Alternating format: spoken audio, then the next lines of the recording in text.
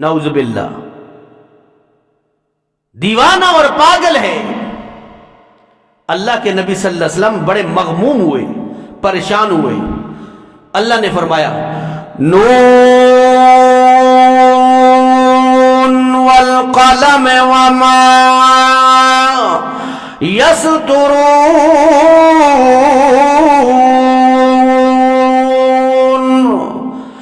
ما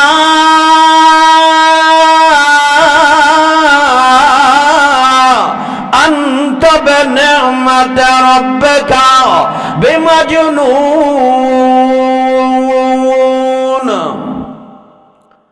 فرمایا نون، نون کی قسم ہے، والقلم، اور اس قلم کی قسم ہے، وما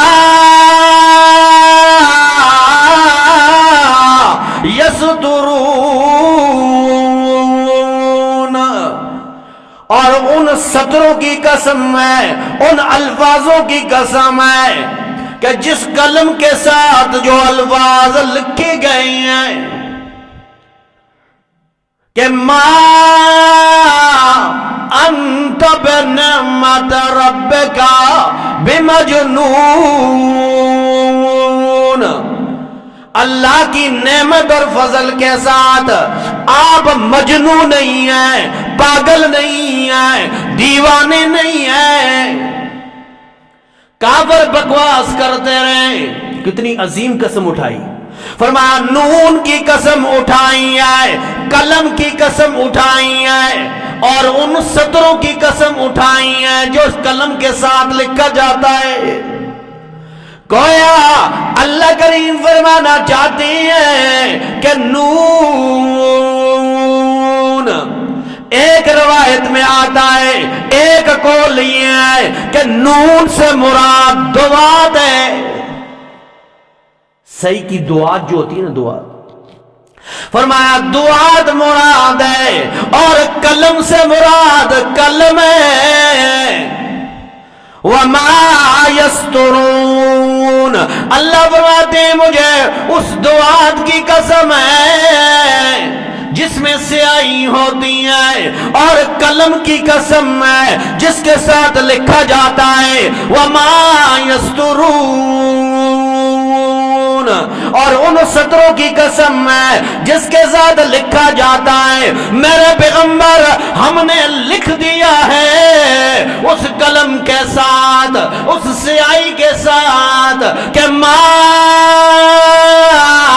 انت بنعمت ربک بمجنون، اللہ کی نعمت کے ساتھ آپ مجنون نہیں ہیں، آپ پاگل اور دیوانے نہیں ہیں۔ ایک معنی۔ دوسرا معنی کیا ہے مفسرین نے کہ نون سے مراد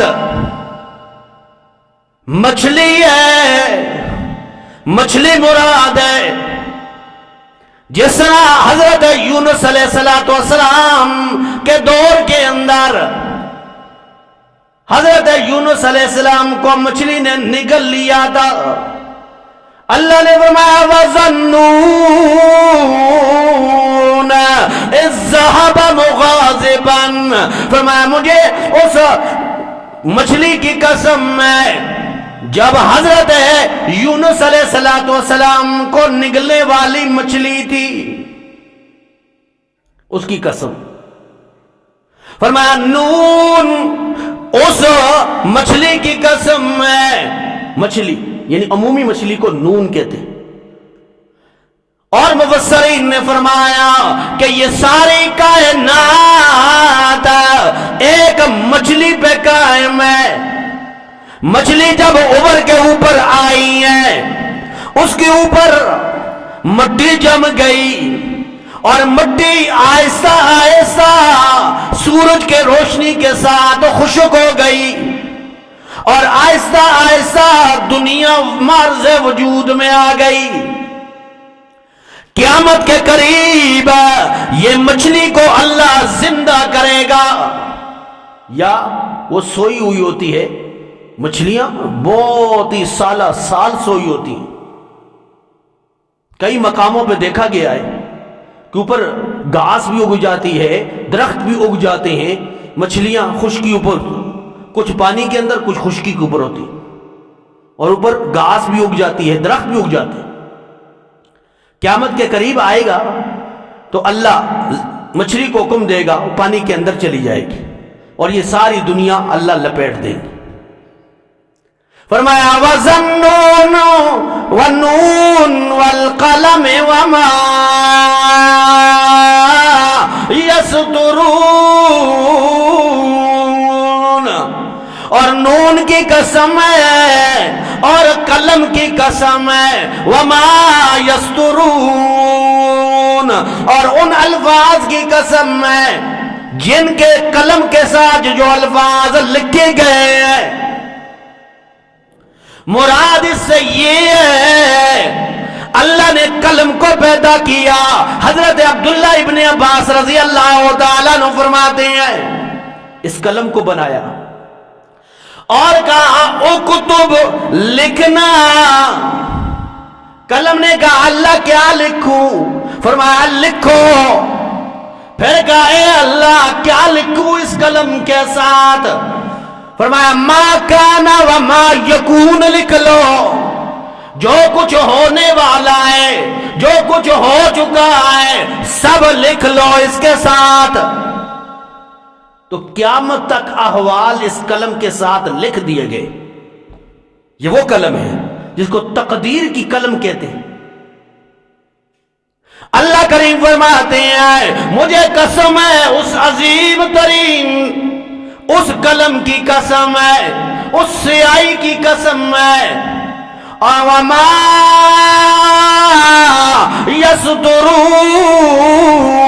یسطرون، ان الفاظ کی قسم ہے، اس تقدیر کی قسم ہے، ما کان وما یکون کے جو الفاظ لکھے گئے ہیں ان کی قسم ہے، ما انت بنعمت ربک بمجنون، اللہ کی فضل کے ساتھ نعمت کے ساتھ آپ مجنون نہیں ہیں۔ عظیم ترین قسم اور جواب قسم بھی عظیم ترین۔ جواب کیا ہے کہ اللہ کریم کے فضل سے آپ مجنون نہیں ہیں، پاگل نہیں ہیں، دیوانے نہیں ہیں۔ وَإِنَّ لَكَ لَأَجْرًا غَيْرَ مَمْنُونٍ، آپ کے لیے بے شک اللہ فرماتے ہیں آپ کے لیے لامحدود اجر ہے، لامحدود اجر ہے۔ وَلَسَوْفَ يُعْطِيكَ رَبُّكَ فَتَرْضَىٰ، اللہ فرماتے ہیں ہم آپ کو اتنا دیں گے میرے پیغمبر، اتنا دیں گے فَتَرْضَىٰ کہ آپ راضی ہو جائیں گے۔ جس طرح اللہ کے نبی صلی اللہ تعالی علیہ وسلم دل میں تمنا ہے، جستجو ہے، بار بار آسمان کو دیکھتے ہیں، اللہ یہ کافر تو تانا دیتے ہیں، یہ کافر کہہ رہے ہیں کہ آپ اللہ کے پیغمبر کیسے ہیں، آخری پیغمبر کیسے ہیں، سچے پیغمبر کیسے ہوئے کہ آپ کا تو اپنا قبلہ ہے۔ ہماری تورات اور انجیل میں موجود ہے کہ آپ کا قبلہ بیت اللہ ہوگا اور آپ منہ کر کے نماز پڑھتے ہیں بیت المقدس کی طرف۔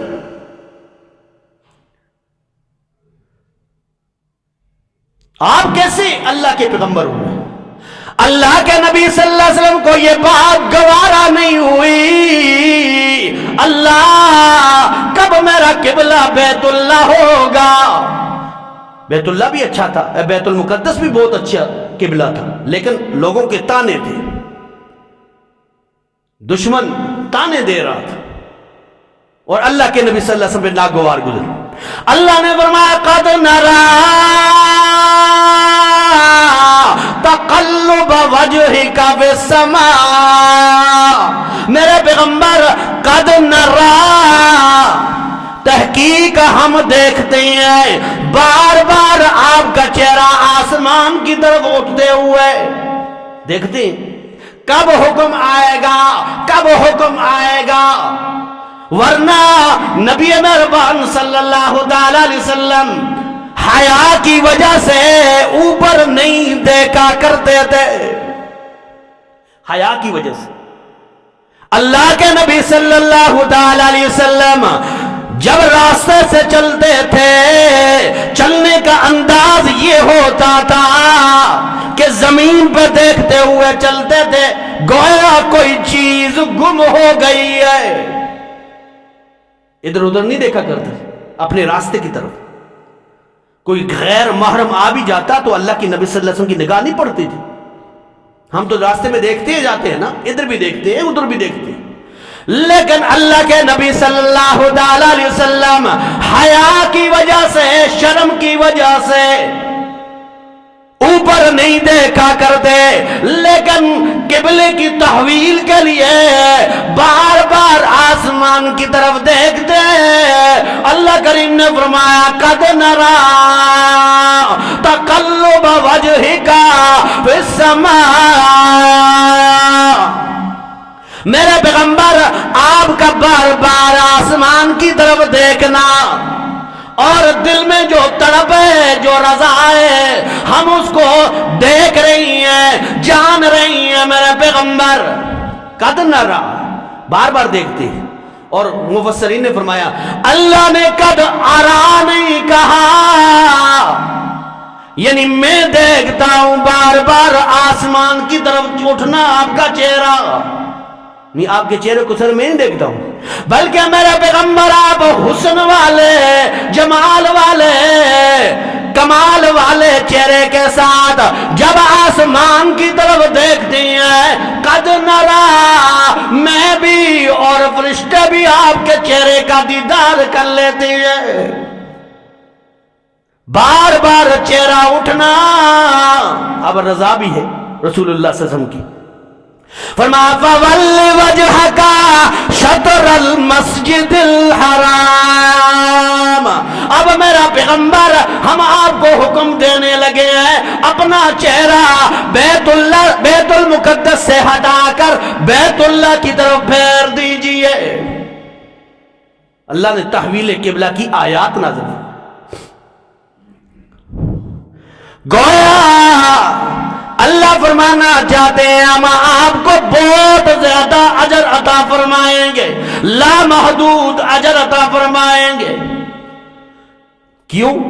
وَإِنَّكَ لَعَلَىٰ خُلُقٍ عَظِيمٍ، بے شک آپ عظیم تر اخلاق کے مالک ہیں، عظیم تر اخلاق کے مالک۔ یہ اخلاق کا ذکر کیا۔ حضرت عائشہ صدیقہ رضی اللہ تعالیٰ عنہا سے پوچھا گیا اے اماں جان یہ بتلائیے نبی کا اخلاق کیا ہے؟ تو اللہ کے نبی صلی اللہ علیہ وسلم کے بارے میں حضرت اماں عائشہ نے فرمایا اے پوچھنے والے، کیا آپ نے قرآن نہیں پڑھا؟ فرمایا کیوں نہیں، ہم نے تو قرآن پڑھا ہے۔ فرمایا اللہ کی قسم ہے لَكَانَ خُلُقُهُ الْقُرْآنَ، الف لام سے شروع کرتا جا والناس پہ پہنچے گا، نبی کا اخلاق ہوگا۔ ہر آیت، ہر سورت نبی کا اخلاق ہے، عظیم ترین اخلاق کے مالک۔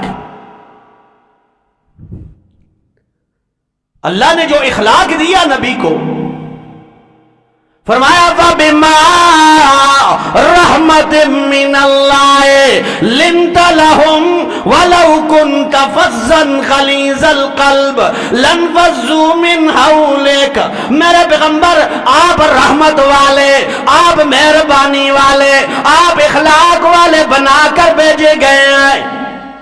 اگر آپ کا مزاج سخت ہوتا تو یہ پاس بیٹھے ہوئے قربانیاں دینے والے صحابہ کرام بھی بھاگ جاتے۔ آپ اخلاق والے ہیں، آپ رحمت والے ہیں، آپ شفقت والے ہیں، اس لیے قرآن مجید میں مختلف الفاظ سے نبی کے اخلاق کا ذکر کیا گیا۔ کبھی فرمایا وَيُزَكِّيهِمْ، یہ اخلاق کی تعمیر کے لیے آئے ہیں، اخلاق کی تعمیر، بری خصلتوں کی اصلاح کے لیے آئے ہیں۔ انسان کے اندر تکبر پیدا ہوتا ہے، غرور ہے، خود پسندی ہے، لالچ ہے، ہرس ہے، یہ اخلاق کے منافی عمل ہے، جھگڑے ہیں، فساد ہے، یہ اخلاق کے منافی عمل ہے۔ فرمایا ان کی تعمیر کے لیے رسول اللہ صلی اللہ علیہ وسلم آئے۔ نبی مہربان صلی اللہ تعالی علیہ وسلم نے فرمایا ان اللہ بعثنی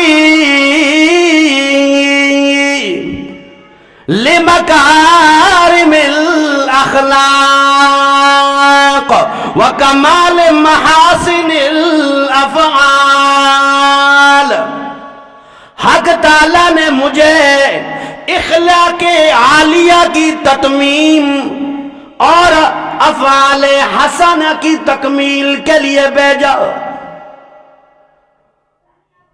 جو اخلاق عالیہ ہے اس کو مکمل کرنے کے لیے، اور افعال حسنہ ہے، بہترین افعال ہے، اس کی تکمیل کے لیے، تعمیر کے لیے بھیجا۔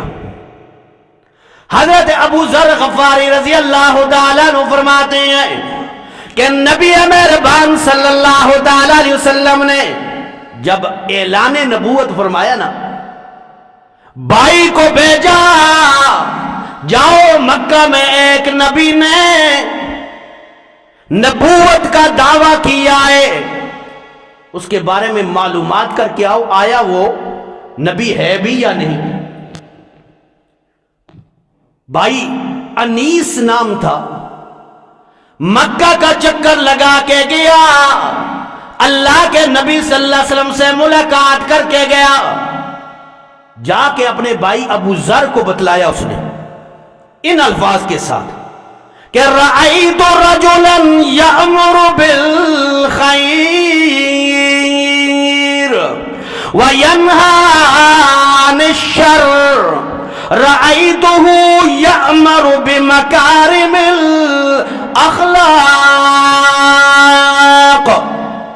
وہاں پہ ایک شخص کو میں نے دیکھا ہے، یا کہ میں نے دیکھا ہے کہ جو اپنے لوگوں کو خیر اور بلائی کا حکم دینے والے ہیں اور شر اور برائی سے روکنے والا ہے، اور پاکیزہ اور عمدہ اخلاق کی تعمیر اور تربیت کرنے والا ہے۔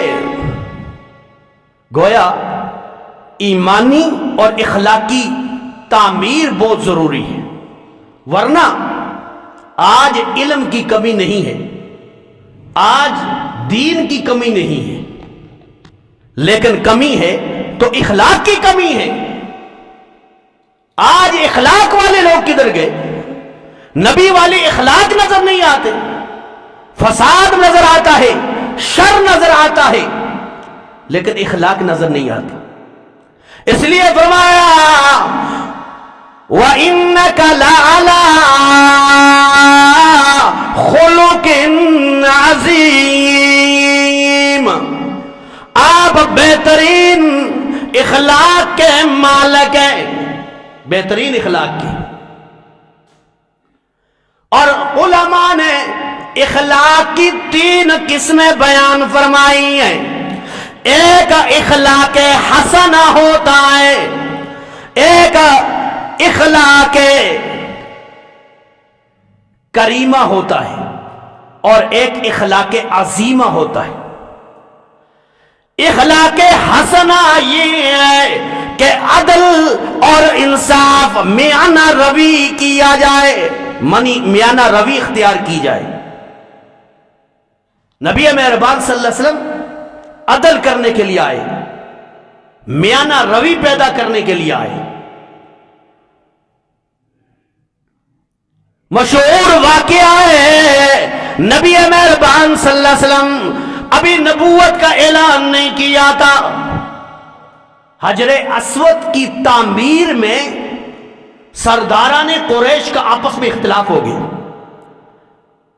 نبی مہربان صلی اللہ علیہ وسلم نے آ کے انصاف کا فیصلہ کیا، ایک چادر ڈالی اور حجر اسود اس میں ڈالا، اور سارے سرداران قریش کو کہا چادر کا ایک پلو پکڑ لیجئے، سب کا حصہ اس میں آ جائے گا۔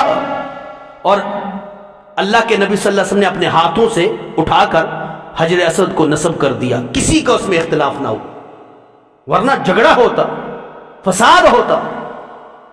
تو گویا عدل ہے، اخلاق حسنہ، عدل کرنا چاہیے۔ اور اخلاق کریمہ دوسرا درجہ یہ ہے کہ عفو اور درگزر کیا جائے، معاف کیا جائے۔ معاف کرنے کی صفت ہو کہ اگر ایک آدمی کے ساتھ ظلم ہوا ہے، زیادتی ہوئی ہے، اس کے بدلے میں وہ معاف کرے دوسرے کو، جس طرح اللہ کریم نے فرمایا وَجَزَاءُ سَيِّئَةٍ سَيِّئَةٌ مِثْلُهَا فَمَنْ عَفَا وَأَصْلَحَ فَأَجْرُهُ عَلَى اللَّهِ۔ فرمایا جو آدمی بدلہ لینا چاہتا ہے، لیکن بدلہ بھی اتنا جتنا دوسرے نے آپ کے ساتھ زیادتی کی ہے، اتنا بدلہ، لیکن اگر کوئی آدمی معاف کر دے، بدلہ لینے کے باوجود معاف کر دے اور اصلاح کرنے والا ہو، تو اس کا اجر اس کے رب کے پاس ہے کہ اس کا کتنا عظیم اجر ہے۔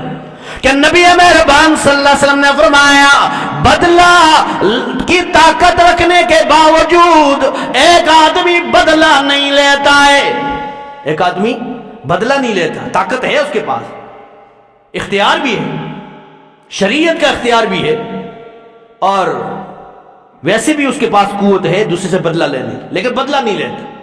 تو نبی مہربان صلی اللہ علیہ وسلم نے فرمایا کل قیامت والے دن اللہ جنت کے وسط کے اندر، جنت کے چوک کے اندر عالی شان اس کے لیے محل بنا دیتے ہیں کہ جس نے اپنے نفس پہ کنٹرول کیا، کہ معاف کرنا سیکھے۔ اور اخلاق کریمہ یہ عظیمہ یہ ہے کہ صرف عفو اور درگزر نہ کرے، بلکہ اس سے بڑھ کر اس کے ساتھ احسان والا سلوک کرے، اس سے بڑھ کر صرف معاف نہ کرے بلکہ بڑھ کر احسان کرے، دوسرا زیادتی کرنے والا ہو اور یہ اس کے ساتھ احسان کا سلوک کرنے والا۔ فرمایا جس طرح سورہ اعراف میں خُذِ الْعَفْوَ وَأْمُرْ بِالْعُرْفِ وَأَعْرِضْ عَنِ الْجَاهِلِينَ، فرمایا معاف کیجئے اور بھلائی کا حکم کیجئے اور اعراض کیجئے جاہلوں سے۔ کوئی جاہل آپ کے سامنے آ جائے نا، اپنی جہالت کا اظہار کرے، گالی گلوچ جھگڑے کی نوبت آ جائے تو آپ اس کو چھوڑ دیں، اس سے اعراض کریں، منہ موڑ لیں۔ اللہ اکبر، کتنے عظیم ترین یہ عمل ہے کہ انسان کے اندر وہ کمال پیدا ہو جائے جو اللہ کے نبی صلی اللہ علیہ وسلم کا اخلاق تھا، جو صحابہ کرام کے اندر اخلاق تھے۔ مشہور واقعہ ہے، فتح مکہ ہے، 20 رمضان المبارک کو فتح مکہ ہوئی، 8 ہجری۔ نبی مہربان صلی اللہ تعالی علیہ وسلم اپنے صحابہ کے ساتھ بڑے شان اور شوکت کے ساتھ مکہ کے اندر داخل ہوئے۔ ایک صحابی نے جھنڈا اٹھایا ہوا ہے اور چکر لگا رہا ہے یوم الملحمہ، الیوم یوم الملحمہ، جھنڈا اٹھائے ہوئے، آج بدلے کا دن ہے، چن چن کے بدلے لیں گے۔ یہاں اس سرزمین پہ ہمیں گھسیٹا گیا، ہمیں مارا گیا، ہمارے ساتھ دشمنی کی گئی، الیوم یوم الملحمہ، آج بدلے کا دن ہے۔ رسول اللہ صلی اللہ علیہ وسلم کو پتہ چلا، اللہ کے نبی صلی اللہ علیہ وسلم نے بلایا اس شخص کو، اے صحابی ذرا کیا کہہ رہے ہو؟ فرمایا اے اللہ کے نبی، الیوم یوم الملحمہ، آج تو بدلے کا دن ہے، ہم اس سے بدلے لیں گے۔ رسول اللہ صلی اللہ علیہ وسلم نے فرمایا نہیں نہیں، یہ جھنڈا اٹھا، جہاں جہاں سے تو چکر لگا کے آیا ہے وہاں پہ جا، اور پھر چکر لگاتے ہوئے صدا بلند کر کہ الیوم یوم المرحمہ، آج تو مرحمت کا دن ہے، آج تو معاف کرنے کا دن ہے، آج تو زخموں پہ مرہم لگانے کا دن ہے، آج بدلے کا دن نہیں ہے۔ کتنے لوگ مسلمان ہوئے وہاں پہ، اور رسول اللہ صلی اللہ علیہ وسلم کا کہ چچا کا قاتل وحشی، اللہ کے رسول صلی اللہ علیہ وسلم نے اسے بھی معاف کر دیا۔ ہندا تھی، رسول اللہ صلی اللہ علیہ وسلم کے چچا کے کلیجے کو نکال کر اس نے چبایا تھا، دشمنی کا اظہار کتنا تھا، اسے بھی رسول اللہ صلی اللہ علیہ وسلم نے معاف فرما دیا۔ اپنے جانی دشمنوں کو اللہ کے رسول صلی اللہ علیہ وسلم نے معاف کر دیا، یہ ہے عظیم ترین اخلاق۔ آج تو 10 روپے کا ہمارا کوئی نقصان کرنے والا ہے، ساری زندگی ہم اس کے ساتھ دست و گریبان ہوتے ہیں، 1 انچ زمین کے لیے ایک دوسرے سے دست و گریبان ہے۔ ویسے تو السلام علیکم السلام علیکم السلام علیکم، صرف سلام اور تسمیہ بردنے سے اخلاق نہیں آتا، اخلاق عملی عمل ہے۔ آپ کے عمل کے اندر کیا ہے کہ دوسرا تم پہ زیادتی کرنے والا ہو تو اسے معاف کرنے والا ہو، یہ ہے اخلاق۔ ہم تو دست و گریبان ہیں، اپنے مسالک کے اندر، اپنے دائروں کے اندر، اپنی جماعتوں کے اندر دست و گریبان ہیں، ایک دوسرے کو برا بھلا کہا جاتا ہے، ایک دوسرے کو گالی گلوچ کی جاتی ہے۔ اللہ ہمیں نبی والے اخلاق پیدا کرنے کی توفیق نصیب فرمائے۔ وآخر دعوانا ان الحمدللہ رب العالمین۔